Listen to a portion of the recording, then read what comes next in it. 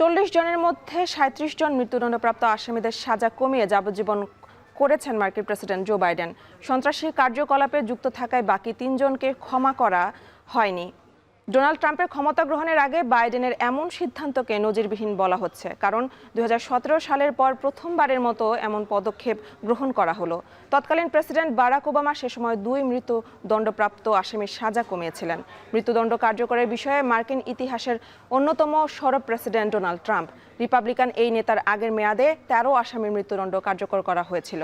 ডিসেম্বরের শুরুতে অহিংস অপরাধে দোষী সাব্যস্ত 39 জনকে ক্ষমা করেন বাইডেন। এ সময় দীর্ঘমেয়াদে সাজাপ্রাপ্ত 1500 আসামির সাজার মেয়াদ কমানো হয়।